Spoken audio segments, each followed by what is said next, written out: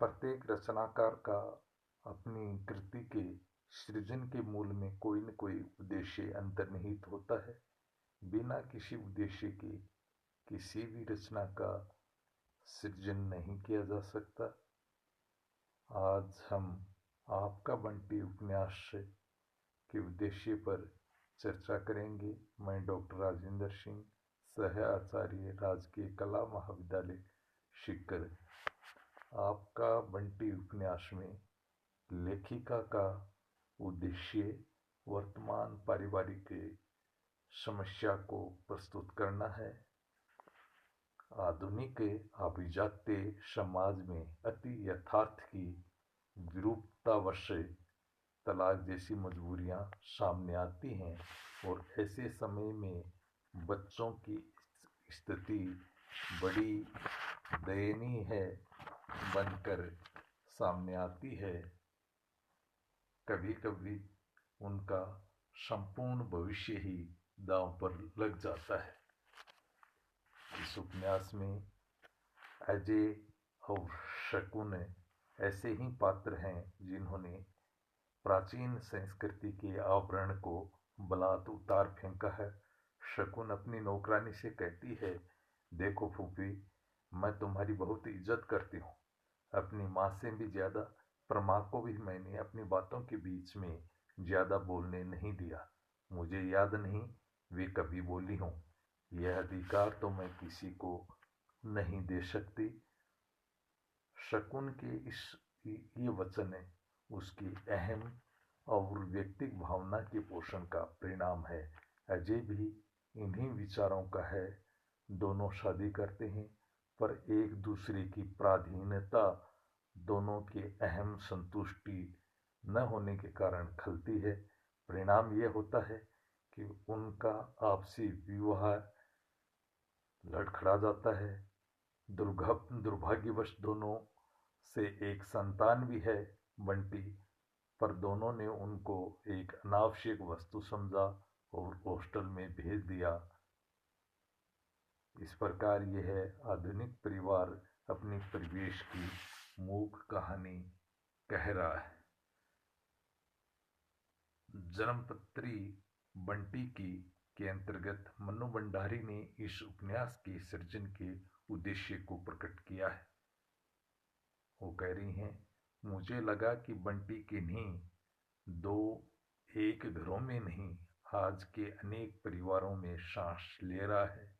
अलग अलग संदर्भों में, अलग अलग स्थितियों में, लेकिन एक बात मुझे इन बच्चों में समान लगी और वह है ये कि ये सभी फालतू, गैर जरूरी और अपनी जड़ों से कटे हैं।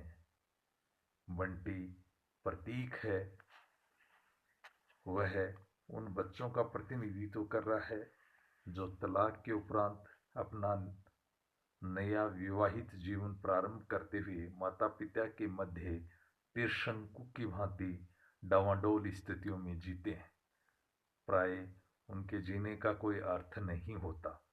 बंटी के चरित्र विधान लेखिका ने स्वदेशी किया है।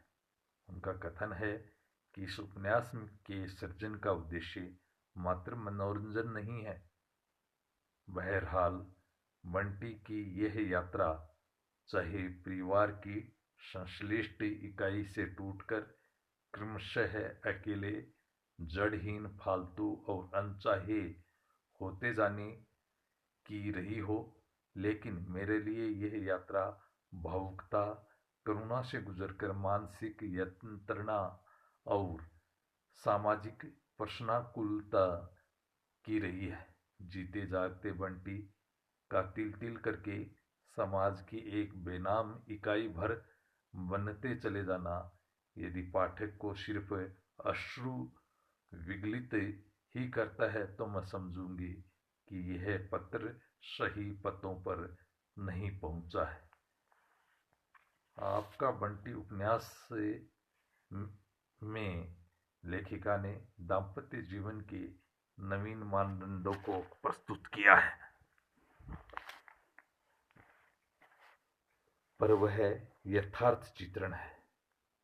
या उपदेश अथवा विरोध, इसे स्पष्ट करने की कोशिश उसने नहीं की है। यह कहा जा सकता है उसका उद्देश्य नवीन मानदंडों को उपस्थित करना भी है। उसके अनुसार आज व्यक्ति वैवाहिक संबंधों को आपसी समझौते से अधिक कुछ नहीं मानने को तैयार है। वह व्यक्ति के स्वतंत्रता प्राप्त कर चुका है, यद्यपि ऐसा करने में उसे भारतीयता को नंगा ही क्यों न करना पड़ा हो, उसने किया है। व्यक्तिक प्राधान्य अहम की के पलवन भी तो है, जो अजय और शकुन में पूर्ण रूपेण विद्यमान है। सुखाभिलाषा इस उपन्यास का एक उद्देश्य अलग से उभर कर आया है।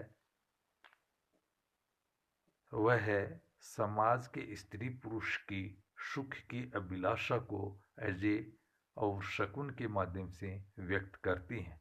अजय तथा शकुन दोनों ही कर्तव्य, धर्म, अध्यात्म आदि का पूर्ण परित्याग करके भौतिक सुखों में तल्लीन रहते हैं।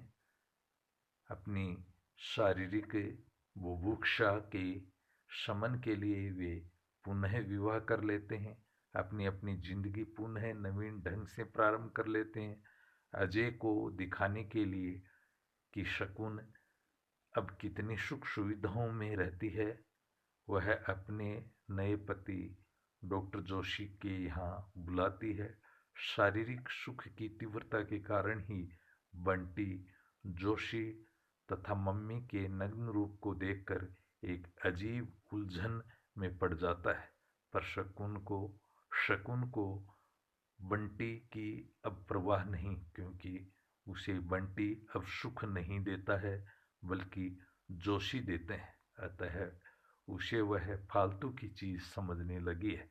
इस प्रकार हम देखते हैं कि बंटी की चिंता न तो शकुन को है और न अजय को। वे दोनों अपने सुख में उसे बाधा ही मानते हैं। अतः परिवार से उसे हटाकर हॉस्टल में पहुंचा दिया जाता है।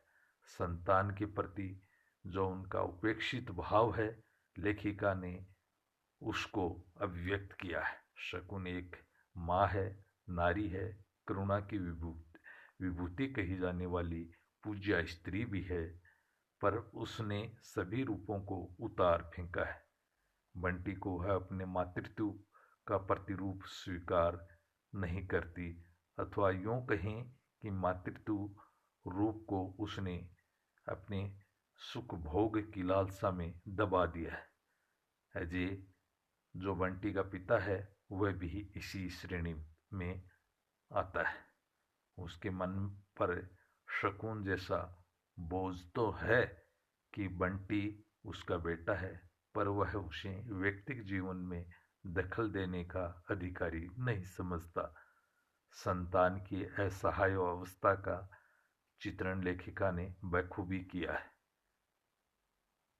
बंटी का दोष क्या है, वह इस उपन्यास में इसको प्रकट करने का प्रयास किया है। इस उपन्यास में बंटी को ही लेखिका ने प्रधान पात्र स्वीकार किया है। बंटी की असहाय दशा का चित्रण मन को पूरी तरह मथ देने वाला है। बंटी की आशा भरी नजरें उसकी मम्मी शकुन पर है, पर वह अबोध भला कैसे जानता कि मम्मी के पास उससे भी अधिक महत्वपूर्ण आवश्यक वस्तु है। निजी सुख, आपसी टकराहट में एक दूसरे को नीचा दिखाने की प्रवृत्ति जो बलवत्ती है। बंटी चुप हो जाता है, फिर अपनी आशा पिता पर डालता है, पर वहां भी उसे मरुस्थल ही मिलता है। अंत में असहाय सा बंटी हॉस्टल में रहता है। अंतर विरोधों से घिरी जिंदगी का यह उपन्यास जीता जागता दस्तावेज है।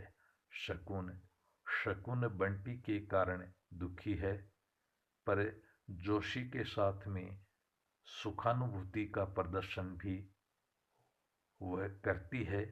परिवार की, पति पत्नी की आज दो शरीर एक मन वाली स्थिति नहीं है। शरीर भले ही एक हो जाए पर मन तो अलग अलग दिशाओं में ही गतिशील है। शकुन के मन में बंटी अजय का बोझ लिए हुए डॉक्टर जोशी का स्वागत करती है। यह चित्रित करना लेखिका का उद्देश्य रहा है। उसने लिखा है कि आज जिंदगी को चलाने और निर्धारित करने वाली कोई भी स्थिति कभी इकहरी नहीं होती। उसके पीछे एक साथ अनेक और कभी कभी विरोधी प्रेरणाएं निरंतर सक्रिय रहती हैं। शकुन और बंटी दोनों के चरित्रों की वास्तविकताएं इन्हीं अंतर विरोधों में जीने की वास्तविकताएं हैं। पारिवारिकता और समाज का निरूपण है। आपका बंटी उपन्यास में लेखिका ने बहुत ही अच्छी तरह से चित्रित किया है। अजय और शकुन का परिवार विखंडित होकर पुनः नवीन एक के स्थापित करता है पर शांति नहीं प्राप्त कर पाता। उनका ये कृत्य समाज के लिए अनुकरणीय बनता है।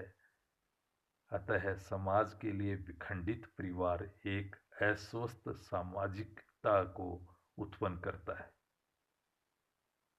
यह सच है कि स्वस्थ परिवार ही स्वस्थ सामाजिकता को पैदा कर सकता है और इस कार्य में सुसभ्य बनने वाले बिल्कुल अधूरे रह जाते हैं। लेखिका स्वस्थ परिवार की ओर इस उपन्यास के माध्यम से संकेत करती है। इस प्रकार हम देखते हैं आपका बंटी उपन्यास में लेखिका ने विभिन्न उद्देश्यों को सामने रखकर